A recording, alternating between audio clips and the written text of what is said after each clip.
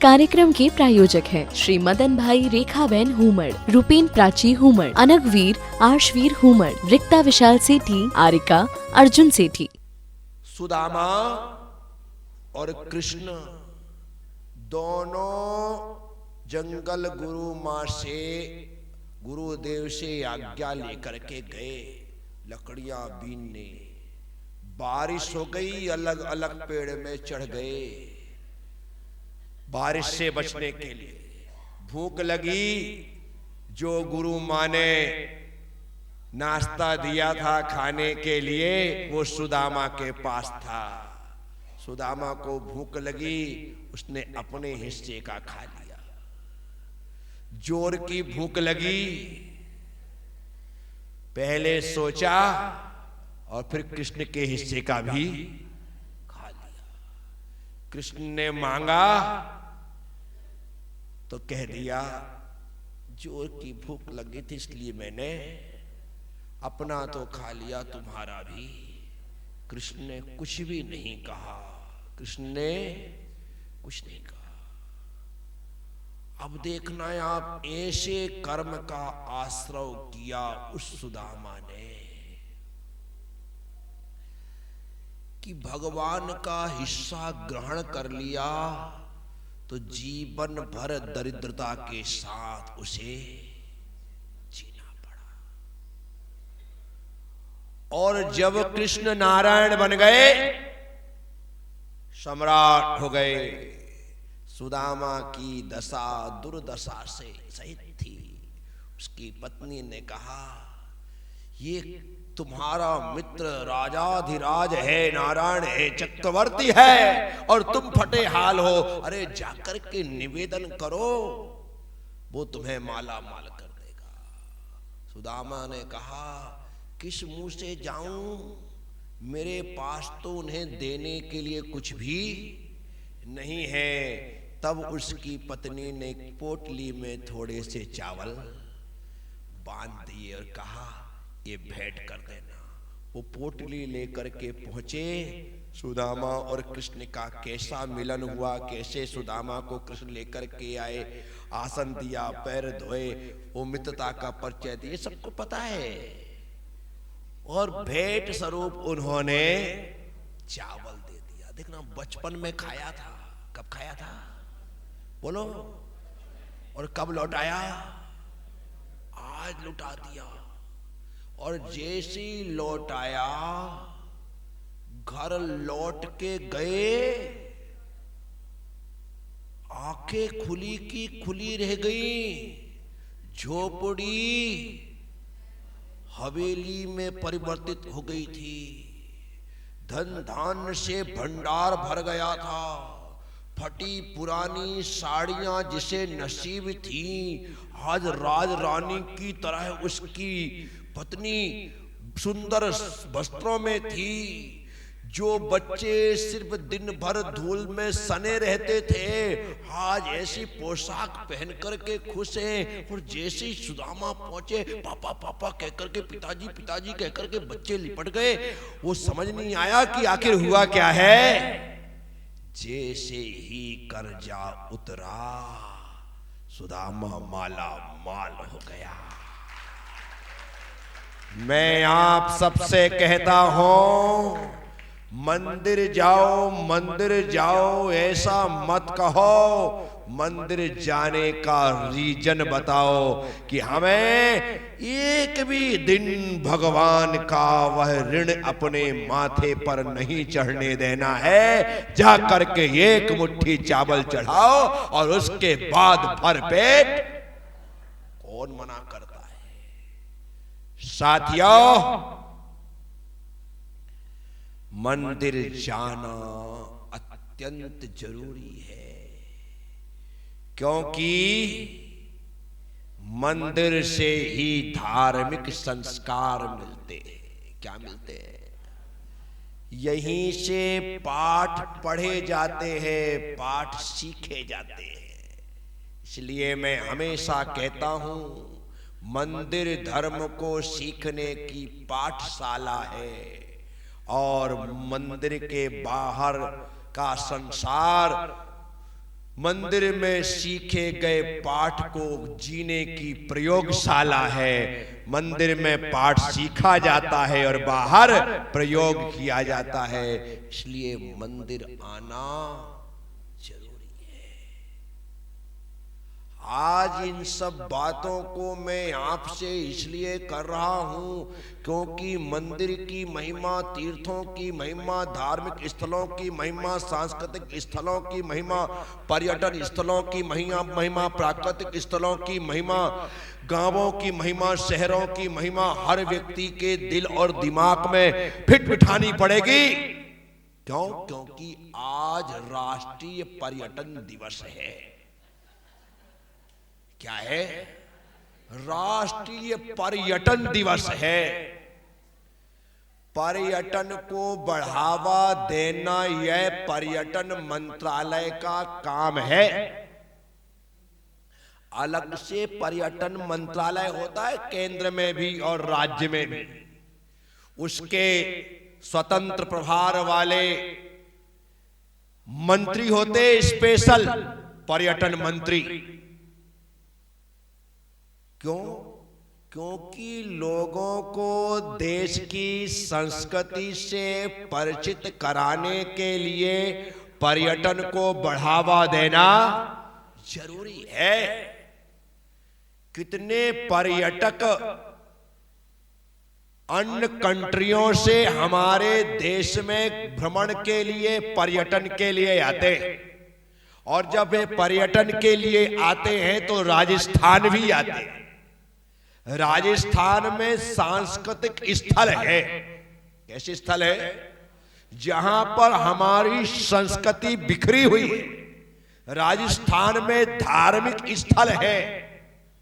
Mount Abu आदि यदि राजस्थान के उन स्थानों को देखो तो वो प्राकृतिक स्थल है जहां पर सौंदर्य है, जिसे देखने के लिए लोग वहां पहुंचते हैं।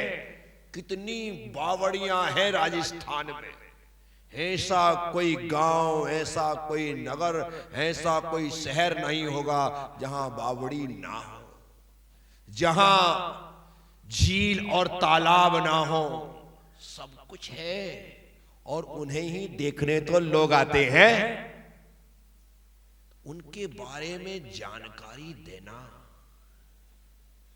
माना कि नए कोटे में नए मंदिर हैं, लेकिन कोटा के यदि धार्मिक इतिहास को देखने का मन करे तो आपको रामपुरा जाना पड़ेगा।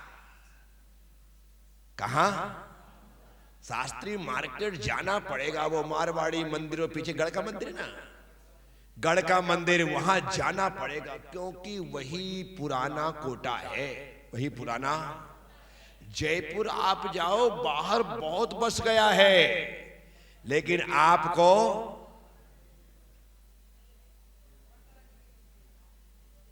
उसे जानने के लिए जौहरी बाजार आदि जो मेन जयपुर चार दीवारी के भीतर है, जहां 24 महाराज आदि के बड़े बड़े मंदिर हैं, वहां जाना पड़ेगा।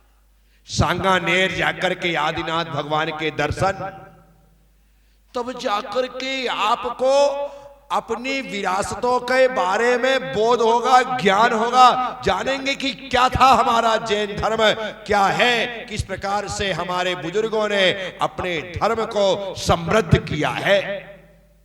साथियों, पर्यटन का लक्ष्य सिर्फ घूम घाम करके वापिस आना नहीं होता है। जहां जा रहे हैं वहां का पूरा इतिहास जान करके आओ। लोग महावीर जी घूमने चले जाते हैं। चलो 2 दिन की छुट्टी है, महावीर जी घूम के आते हैं। अरे घूमने जाना है तो आगरा चले जा। महावीर जी घूमने का स्थान नहीं है।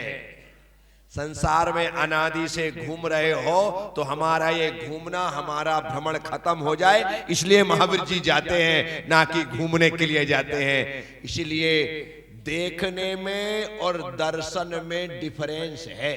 देखने में और दर्शन में ऐसा तो लगता है देखना और दर्शन दोनों एक ही चीज है, लेकिन दोनों में अंतर है। महावीर महावीर जी जाओगे तो दर्शन के लिए जाओगे और आगरा जाओगे तो देखने के लिए जाओगे। क्या ताजमहल देखने की चीज है, दर्शन की चीज। और महावीर जी दर्शनीय स्थल है, देखने का स्थान। तो वहां देख करके आओ वो चांदन गांव का वो स्थल जहां से भगवान महावीर एक ग्वाले के माध्यम से प्रकट हुए, उसे देख करके आओ। एक एक स्थान देखो, शांति भी नगर जाओ, नदी के पार पहुंचो, जितने स्थान है सबकी जानकारियां लो। किस प्रकार से इस मंदिर का निर्माण हुआ, किस प्रकार से भगवान आए, इस सब बातों का ज्ञान होना जरूरी है। तो आप 2 दिन होकर के आए और आपने वहां के इतिहास को जान लिया तो समझना आपने व्यवस्थित यात्रा की है। कितने मंदिर हैं, कितने मंदिर में कितनी वेदियां हैं, कहां कैसा स्थल है, एक बार में सब कुछ देख करके आओ ना। लेकिन हम जाते हैं, जाकर के अच्छा आलीशान एसी रूम ले लेते हैं। रूम लेने के पश्चात वहां पर बढ़िया, बहुत बढ़िया व्यवस्था, क्या सुंदर है, मजा आ गया। और मजा आने के पश्चात जाते हैं, चलो थोड़ा देर कमर सीधी कर लेते। क्या सोचते हैं, थोड़ा कमर सीधी। सुबह 4 बजे पहुंचे थे, लगा कमर सीधी कर लेते, और कमर सीधी करने के चक्कर में सोई गए। अब 8-10 बजे तुम्हारी नींद खुल रही है, इतने में भगवान का अभिषेक भी हो गया, भगवान के वहां पर जो होना था सब खत्म हो गया। अब क्या करो, अब उठे, चलो दर्शन कर लेते। 2 मिनट में दर्शन किए, चलो नाश्ता कर लेते, बड़ी अच्छी सुगंध आ रही है कचौरियों की। गए थे हरि भजन को ओटल लगे। ऐसा होता है हमारे साथ, और ऐसा करते हुए टाइम हो जाता, चलो चलो चलो चलो चलो, और निकल गए। क्या जाना, क्या समझा, क्या देखा। पर्यटन सिर्फ हमारी संस्कृति के, सभ्यता के ज्ञान के लिए करना चाहिए कि हम कहीं जा रहे हैं तो जाने तो सही कि हमारी भारतीय संस्कृति, हमारी जैन संस्कृति, हमारी भारतीय सभ्यता, हमारी जैन सभ्यता, हमारी हिंदू संस्कृति, हमारी हिंदू सभ्यता आखिर है क्या। दुनिया के अवशेष जगह जगह होते हैं, एक से बढ़कर के एक नक्काशियां होती हैं, जहां पर खड़े होने के पश्चात हमें अपनी संस्कृति का बोध होता है।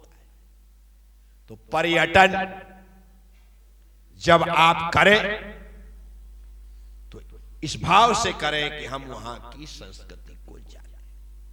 अभी दीक्षा के स्थानों को ढूंढने का क्रम जारी है। कल लोकेश मंदरगढ़ गया था। कहां गया था, ये मान लिया कि आगे बढ़ते हुए अंदर जंगलों में वहां मंदरगढ़ है। अब मंदरगढ़ जाकर के इसने देखा कि वो मंदिरगढ़ जैनों का मंदिर है। किसका मंदिर है, आसपास वहां खंडित ढेर सारी मूर्तियां पड़ी हुई है। अपने भगवान को उन्होंने लिप पोत करके अपने देवी देवता बना रखे हैं, और उसी हिसाब से उनकी पूजा आराधना। क्या कहेंगे, किसको पड़ी है कि हम अपनी विरासतों को जाकर के देखें। कोई महेंद्रगढ़ बोलता है, कोई मंदरगढ़ बोलता है, और वहां जाके पता चला कि वो तो मंदिरगढ़ है, क्योंकि वहां पर मंदिर आधा जमीन में गड़ा है और आधा बाहर है, इस कारण से मंदिरगढ़ है। यदि उसे खोदा जाए तो ना जाने कितनी मूर्तियां निकल सकती हैं, क्या क्या वहां प्राप्त हो सकता है। हमारे पूर्वज, हमारे बुजुर्ग लोग पहले वहां पर रहते रहे हो, कुछ ना कुछ तो होगा इतिहास। तो पर्यटन दिवस पर हमें अपनी विरासत की खोज करते हुए, उसका अन्वेषण करते हुए उनकी जानकारियां निकालना जरूरी है। लेकिन हर व्यक्ति अपने काम धंधे में लगा है, किसी को किसी भी प्रकार की चिंता नहीं है, फिक्र नहीं है, कुछ भी नहीं। तो इसीलिए आज मैं आप सबसे कह रहा हूं, पर्यटन दिवस पर हमें ऐसे स्थानों की खोज करनी चाहिए, संस्कृति को जानना चाहिए, वहां क्या हो सकता है, क्या मिल सकता है, इसके बारे में जानकारी होना चाहिए। चांदखेड़ी जाओ, महावीर जी जाओ, पदमपुरा जाओ, तिजारा जी जाओ, केशोराय पाटन जाओ, चवलेश्वर जाओ, बिजोलिया जी जाओ, जहां आपको जाना है, केसरिया जी जाओ, वंदेश्वर पासनाथ जाओ, नागफणी जाओ, चिंतामणि जाओ, अनंदा पार्श्वनाथ जाओ। आप सब स्थानों पर दर्शन करने के लिए पहुंचो। वहां पर जानने के पश्चात इसके अलावा जो हमारे अवशेष यहां वहां बिखरे पड़े हैं, उनके बारे में भी जानना, उनके बारे में खोज करना भी हम लोगों का दायित्व होता है। तो साथियों, आज के दिन पर्यटन पर, पर्यटन दिवस के अवसर पर हम सब लोगों को साल में एक तीर्थ यात्रा परिवार के साथ करने का नियम लेना चाहिए कि हम एक ही गाड़ी में पूरे परिवार के लोग साथ साथ एक यात्रा करेंगे। एक गाड़ी में जाने से, एक ट्रेन के एक डिब्बे में एक साथ बैठकर जाने में सबसे बड़ा फायदा ये होता है कि हम घर में होते हैं तो एक घर में होने के बाद अपने अपने रूम में होते हैं, और ट्रेन में आप सफर करेंगे तो आप एक साथ, एक नीचे की बर्थ में, एक बीच वाली बर्थ में, एक ऊपर वाली बर्थ में, एक सामने वाली, पता लगा हम 6, 8, 10 लोग एक ही साथ हैं। और यहां से सम्मेद शिखर जी की यदि 22 घंटे की यात्रा की तो हम परिवार के साथ 22 घंटे साथ रह सकेंगे, और उसमें कितनी सारी बातें हो सकेंगी, सारे गिले शिकवे समाप्त हो सकेंगे, हमारा प्रेम बढ़ सकेगा। इसलिए साल में एक यात्रा तो साथ साथ करना ही चाहिए।